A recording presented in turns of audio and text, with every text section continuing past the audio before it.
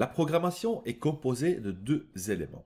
Un élément qui est fonctionnel, donc le code en lui-même, et un élément donné qui sont utilisés pour le code afin de le rendre tout fonctionnel. C'est pourquoi nous allons stocker temporairement les données dans des variables, et bonne nouvelle pour vous, car dans ce cours, nous allons voir comment fonctionnent ces variables. Je suis Daniel de Tutodaria, allez, c'est parti.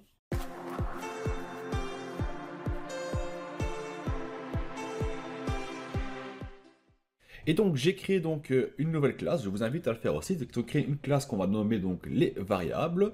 J'y ai introduit donc un public static void main pour pouvoir lancer notre classe à partir d'ici, donc à partir de ce fichier. Et je vais donc écrire une variable dedans, donc une variable, je vais écrire donc un string qui est un variable texte, nom est égal à Daniel, point, virgule. Alors qu'est-ce qu'on a vu? Qu'est-ce qu'on a fait ici? Ici, on a écrit une variable, donc une variable de type string, donc on va définir une type de variable, on va donner un nom à une variable, et on va lui donner une valeur à la variable.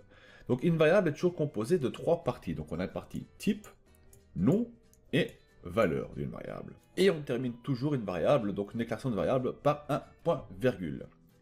On peut aussi, je dis, on peut aussi déclarer autrement une variable, on peut dire que string nom, point virgule, sans lui donner donc la valeur, et dire plus bas, donc on peut dire que nom est égal à Daniel, point virgule. Donc là, on retrouve toujours nos trois types, hein. Donc on a toujours le type, on a toujours nos trois parties, hein. Donc on a la partie ici qui est le type de variable, le nom de la variable et la valeur qui se trouve plus bas. Donc on n'a pas déclaré donc la variable sur la même ligne, mais bien plus bas. Donc ça on peut le faire, il n'y a pas de souci. On peut aussi donc assigner plusieurs noms de variables sur une seule ligne. Ça veut dire que si je fais ceci et je l'efface, et je sais que dans mon code je vais utiliser des variables string pour plusieurs autres noms. Donc au lieu d'écrire donc string nom, string adresse, voilà, string ville. Voilà, on peut le faire autrement aussi, donc on peut effacer ceci, on peut venir là, mettre une virgule et dire voilà, je veux donc une adresse, donc j'ai un nom adresse, j'ai un nom ville, pays, téléphone et email, point virgule. Ben, tout ceci, donc tout cela, donc tout ce qui est là, ce sont des variables de type string, et désormais donc on peut les faire afficher, donc je fais nom est égal à Daniel, entre guillemets bien sûr, Daniel, point virgule, je dis que adresse est égale à rue du Bas, 3 ou 2 même, voilà. Je fais entrée, et là, on voit qu'il y a une erreur, car j'ai pas fait la signe égale, donc il faut impérativement placer le signe égal devant une variable. Donc pour déclarer une variable, il faut obligatoirement utiliser la signe égale, donc sinon ça marche pas. Donc on va dire que la variable du nom adresse est égale à ceci. Maintenant, on fait donc la variable ville est égale à, on va dire, Bruxelles, et ainsi de suite, point virgule, et je vais dire voiture est égale à Ford, point virgule. Ici, on peut voir que la variable ici, donc le nom variable voiture, hein, est devenu en rouge, car on ne l'a pas déclaré. C'est une variable qu'on n'a pas assignée à un type. Ça veut dire que c'est une variable qui n'existe pas. Par contre, si je viens ici, et je fais donc virgule, et je marque donc voiture, on voit qu'elle devient en gris clair. Donc elle n'est plus en rouge. Ça veut dire que c'est une variable qu'on peut utiliser, car c'est une variable qui a un certain type. Donc très important à savoir. Ça veut dire que si on écrit un nom de variable, et qu'on voit qu'elle devient rouge, ça veut dire qu'on n'a pas assigné un type à cette variable-là.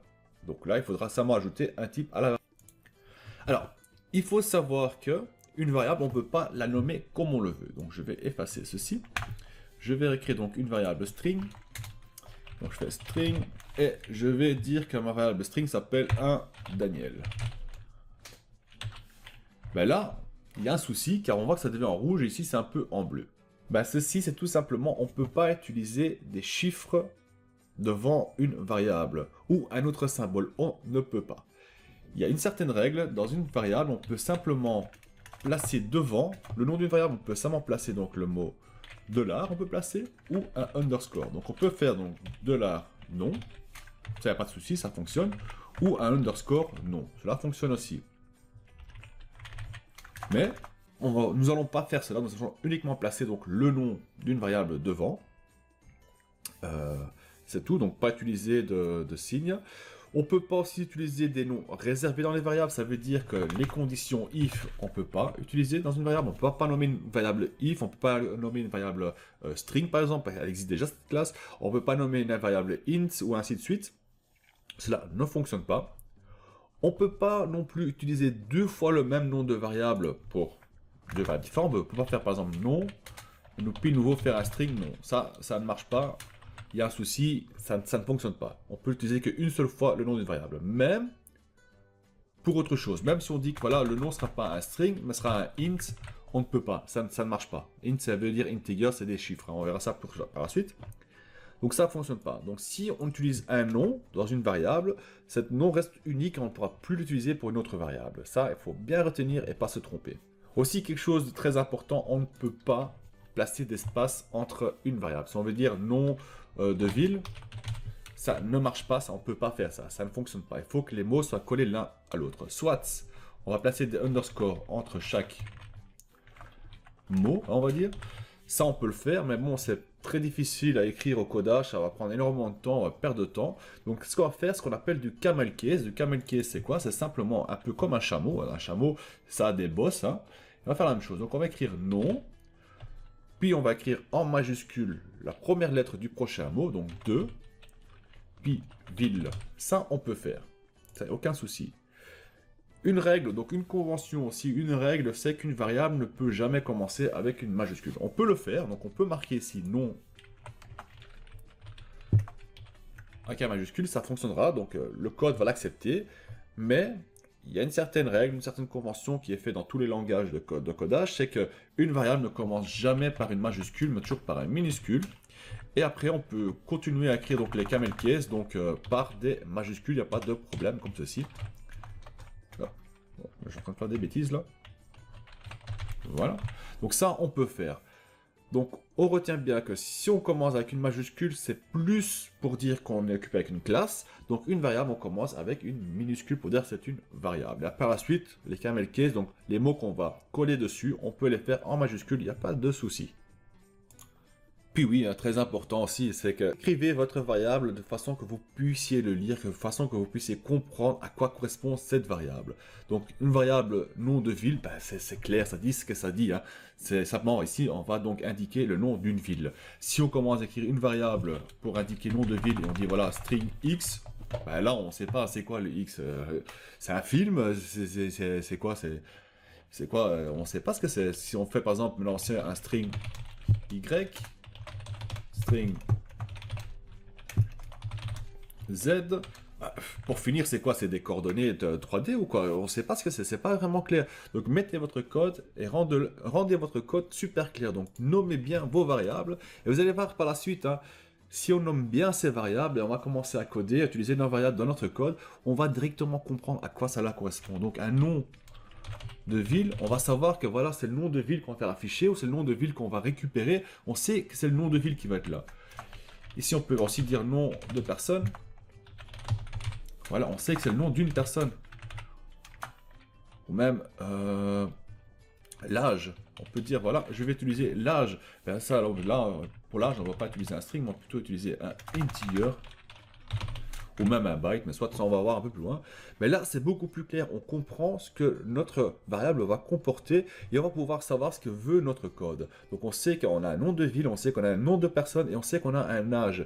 Donc c'est plus clair que d'écrire x, y, z. Alors il faut savoir que créer une variable, ben, ça va faire en sorte que le programme va réserver une place dans la mémoire de notre ordinateur et la taille de la place réservée dépendra du type de variable.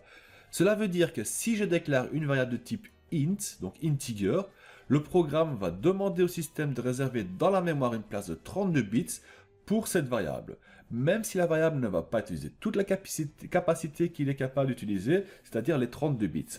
Il faut voir cela comme un verre que nous allons remplir avec de l'eau, et donc dans Java, quand on prend un verre de type integer, on reçoit un verre vide de 32 centilitres. Et il est libre à nous de remplir ce verre de 32 centilitres, mais on ne peut pas mettre plus car sinon elle déborde et le programme vous donnera donc une erreur car elle n'aime pas se noyer. Hein. Notre verre de 32 centilitres, nous allons le placer dans une armoire qui contient d'autres verres et ainsi donc on va remplir la mémoire de notre ordinateur. Donc il est très important de bien choisir le type de variable qu'on va utiliser afin qu'on ne réserve pas des espaces vides dans notre mémoire et qu'on a bien optimalisé, qu'on utilise ce qu'il faut. Alors, il existe 8 types de variables sur Java et on les nomme des variables primitifs. On va commencer par les nombres entiers de plus petit au plus grand. Donc, on a des variables de type byte. Donc, ici, je vais faire type byte. On va nommer donc variable byte. Et les bytes, ils vont de moins 128 à plus 127. Voilà la portée d'un byte. Ça veut dire qu'un byte ne pourrait pas avoir plus que 127 ou ne pourrait pas être plus petit que moins 128. C'est pas possible ça. Là, on a une erreur, c'est normal, je le sais, c'est ça pour vous montrer la portée. Puis on a le short, variable short, donc variable short.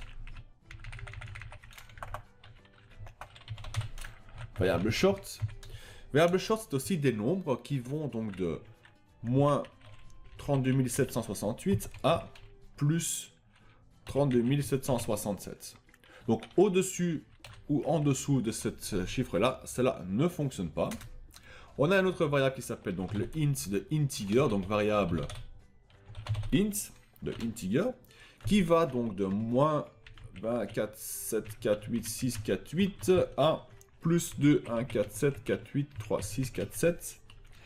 Donc il va assez haut en fait, et c'est ce qu'on va utiliser le plus pour indiquer des chiffres. Et puis on a, celui-là c'est beaucoup trop, c'est le long. Donc le long, c'est une autre variable de type long, variable long est égal à quoi? Celui-là il va tout simplement de... hop.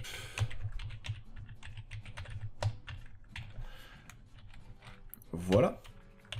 Et là, on voit qu'il y a une erreur qui s'affiche donc dans notre variable, car oui, le chiffre est ici, mais on doit terminer un long. Quand on va indiquer une variable long, du type long, on va donc écrire à la fin un L dedans. Et là, on voit que l'erreur est disparue. Donc là, bien retenir, si on utilise des variables de type long, on va devoir placer un L devant.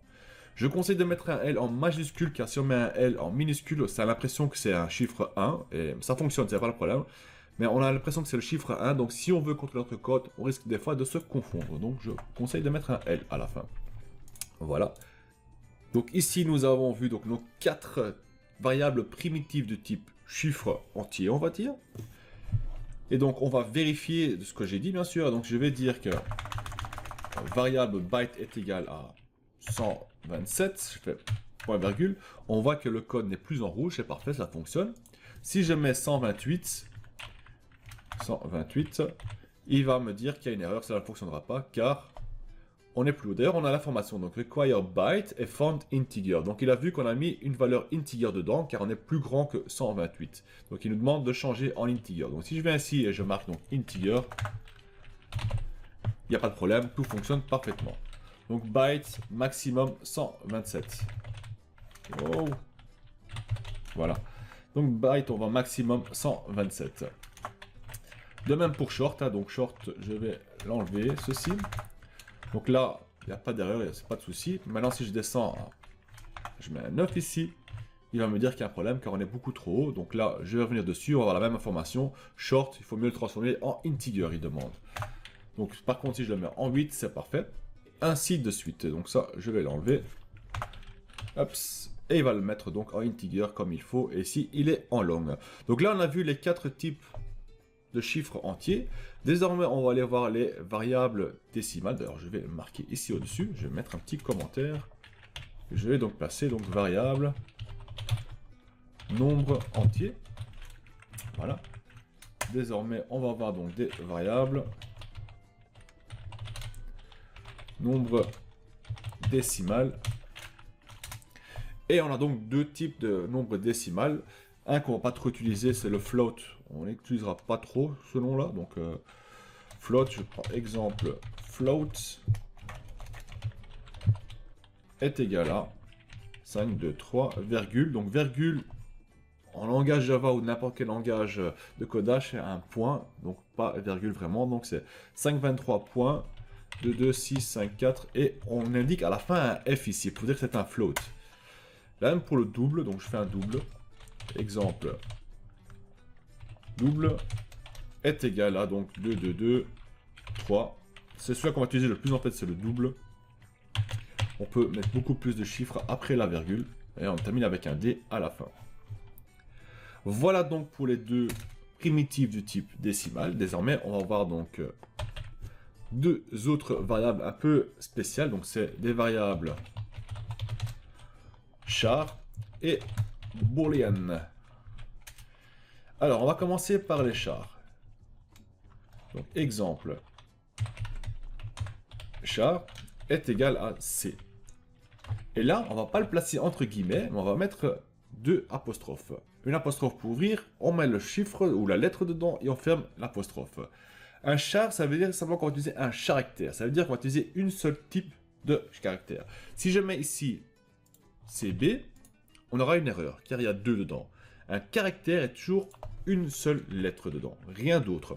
On met une seule lettre. Et l'autre, qu'on va voir l'autre variable primitive, c'est la variable boolean, qui est simplement, exemple, boolean, qui veut tout simplement dire vrai ou faux. Donc ici, on indique true ou false, c'est tout. Qui veut dire vrai ou faux, donc false. Cela fonctionne, je peux rien mettre d'autre, je peux pas marquer test. Par exemple, ça ne fonctionne pas, il va me dire que c'est une erreur. Une boolean comporte toujours un vrai ou un faux. On ne peut pas non plus remplacer le vrai ou le faux par 1 ou 0, ça ne fonctionne pas, non. Il faut indiquer soit false, soit true, pour vrai. Donc ça, on va utiliser dans des conditions plus tard qu'on va voir. Si on veut contrôler si une condition est remplie, oui ou non, donc vrai ou faux, c'est ça qu'on va donc utiliser. Donc on a vu les 8 types de variables primitives. Et vous allez me dire, bien sûr, et le string alors? Le string, il est où? Le texte? Ben, le texte est aussi une variable, non? Alors, ça c'est quelque chose de spécial. Car le string n'est pas vraiment une variable, mais plutôt une classe. Car rappelez-vous, la règle d'une variable commence par une minuscule et une classe commence par une majuscule. Donc si on veut utiliser une classe ou si on veut déclarer une classe, on doit toujours commencer la classe par une majuscule. Et si on veut écrire du texte, donc du type string, on ne peut pas le faire en minuscule. Regardez bien, tout le reste des variables primitives sont en minuscule, mais le string, cela ne fonctionnera pas. Il faut impérativement le mettre commencer avec un majuscule, car le string est une classe. Et là, on peut dire donc, exemple, string est égal à bonjour tuto de rien. Point virgule, pas oublier de mettre les points virgule. Hein. Et là, on a donc une variable de type string qui est déclarée et qui va fonctionner. Désormais, nous allons voir comment faire afficher la valeur d'une variable dans la console. Hein. Il faudra tout simplement l'afficher dans le système out.println, bien sûr, comme suite. Donc là, on va tout enlever. On va créer une variable de type string. Donc string est égal à string non est égal à Daniel. Par contre, entre guillemets, ça serait pas mal. Voilà. On termine avec un point virgule. On fait entrer. Pour utiliser donc le string non, tout ce qu'on va faire, c'est un sysout, donc system out. Et je vais donc dire bonjour ou je vais simplement écrire ici non. C'est tout ce que je vais faire. D'ailleurs, on peut le voir. Si on va se placer dessus, hein, on voit qu'il va faire la relation. On va dire, hey, le nom que tu as sélectionné dedans, ici, il s'affiche en rose ici, ça se trouve celui-là. Donc, tu vas utiliser la variable qui se trouve ici au-dessus. Si je vais lancer mon code, donc je lance mon code, hop là, on voit, hop, je vais fermer ceci, je vais lancer ici mon code, on voit qu'il affiche Daniel. Donc, il a été chercher ce qui se trouve dans la variable ici. Si je change donc, ici, donc bonjour Daniel, je lance le code, il m'affiche bonjour Daniel. Donc là, il a été prendre ce qui se trouve dans la variable ici, et il a donc fait afficher ici en dessous. On peut utiliser une variable pour afficher plusieurs résultats. Hein. Donc ici, on a donc dit le bonjour dedans. On peut dire en bas, maintenant qu'on va changer la valeur de la variable, donc on va dire que nom est égal à Bob. Bonjour Bob. Voilà, Bob, point virgule, et on fait de nouveau un sysout non. Alors, qu'est-ce qui va se passer ici? Il va aller prendre donc ce qui se trouve dans la variable, donc on déclare la variable, donc le code va lire de haut en bas notre code, donc le système va lire notre code de haut en bas, donc il va venir ici, hop, et va descendre ainsi de suite. Donc première chose qu'il va rencontrer, c'est le string type nom, hein, donc le nom, il s'appelle donc bonjour Daniel, il va venir ici, il va dire, ah, il faut que j'affiche le nom qui se trouve ici, qui est donc Daniel. Il va descendre plus bas, ici on va dire que le nom, donc la variable au-dessus, on va le changer de valeur, on va le faire appeler bonjour Bob, et on va faire afficher en bas le nom bonjour Bob. C'est-à-dire si je lance mon code maintenant, on a donc bonjour Daniel qui s'affiche et puis bonjour Bob qui s'affiche. Donc on a déclaré donc une variable de type string qui a un nom qui s'appelle nom en fait, et on a donc placé plusieurs types de variables dedans. Donc on a supprimé la première variable qui était dedans, donc on a dit à la mémoire, vas-y place le mot bonjour Daniel en mémoire. Puis on a demandé, prends ce qui est en mémoire et fais-le afficher à l'écran, donc fais-le afficher dans la console. Puis, ce qui se trouve en mémoire, donc réservé sous le nom, on va changer la valeur par bonjour Bob, on va reprendre cette valeur et la faire afficher dans la console ici. Désormais, nous allons voir donc la couverture d'une variable. Ça veut dire que une variable, je peux la placer dans un certain endroit. Ça veut dire qu'ici, je vais effacer tout ça. Voilà. Je vais mettre entre accolades, donc j'ouvre une accolade, voilà, et je la ferme directement. Voilà, dans l'accolade, je vais donc créer un int age est égal à 35, voilà, et en bas, donc en dessous, je veux dire que sysout, et je vais faire afficher l'âge dedans. Et là, on voit qu'il se met déjà en rouge, on sait qu'il y a un problème qui va arriver. Je vais lancer le code, donc je lance le code, et on a donc des messages d'erreur qui apparaissent donc ici en bas dans la console. Ceci est dû tout simplement qu'il ne trouve pas la variable âge. Pourtant, on l'a créé ici en haut. Mais en plaçant donc une variable entre accolades, va réserver donc la variable uniquement pour ce qui se trouve entre les accolades. Ce qu'on va utiliser aussi plus tard, quand on va créer des conditions ou des boucles et ainsi de suite, on va les bloquer entre accolades.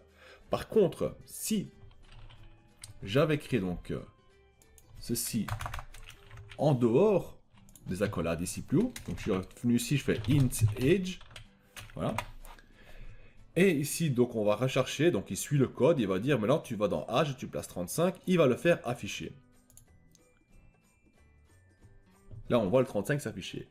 Car on est rentré dans l'accolade, on a donc dit de charger ce qui se trouve en dehors de l'accolade, donc l'âge de 35. L'âge est égal à 35 désormais. Et on a demandé de faire afficher ce qui se trouve dans l'âge, donc 35. Donc très important. Ce qui se trouve, donc si on déclare une variable et on lui met des attributs dans la variable entre accolades, et qu'on veut l'utiliser en dehors de l'accolade, cela ne fonctionnera pas. Ça, c'est pas possible. Par contre, on peut déclarer une variable en dehors de l'accolade. Dans les accolades, on peut reprendre des informations et les placer dans la variable qui se trouve en dehors pour le faire afficher par la suite. Allez, il est grand temps de faire afficher du texte et la valeur d'une variable. Pour faire cela, nous allons devoir utiliser la commande sysout_print. Donc, je vais venir ici et je vais donc indiquer du texte. Je vais dire que mon âge est 2. Et puis je vais faire afficher donc le 35 dedans. Pour cela, je vais simplement donc faire plus, le signe plus qui veut dire concaténer. Donc on va dire qu'on va assembler quelque chose. On va donc indiquer l'âge. Et désormais, donc on a donc le nom, âge est égal à, et on va voir ce que ça donne comme résultat. On a donc mon âge est de 35. Donc ce qu'on a dit que tu prends le texte qui se trouve ici dedans et tu vas l'ajouter, la valeur qui se trouve dans la variable âge dedans. Voilà comment on fait. De même si on veut placer le nom, donc si j'efface tout ceci, j'ai créé une variable de type string que je vais nommer nom est égal à Daniel. On va terminer avec un point virgule. Hop, et on vient ici et on fait tout simplement nom. Point virgule. Et ça je change en nom. Je fais play. On obtient donc nom Daniel. Voilà comment cela fonctionne. Donc avec le signe plus, on va ajouter donc une variable à du texte ou à d'autres variables aussi. Hein. Donc on peut faire nom plus nom. On peut utiliser plusieurs fois plus nom. C'est comme vous voulez. Et ça pour vous montrer que cela fonctionne. Donc si je fais un petit play, on va donc voir afficher nom Daniel, Daniel, Daniel. Cela fonctionne parfaitement. Hein. Alors, je vais vous demander de créer un programme qui affiche votre nom, âge, adresse, pays, téléphone, mail, avec des variables comme suite. Et n'oubliez pas la ligne vide entre âge et adresse. Je vous souhaite donc bonne chance avec cet exercice et dans la prochaine cours, nous allons voir comment interagir avec Java afin de pouvoir placer des informations dans les variables depuis la console. Allez, salut tout le monde!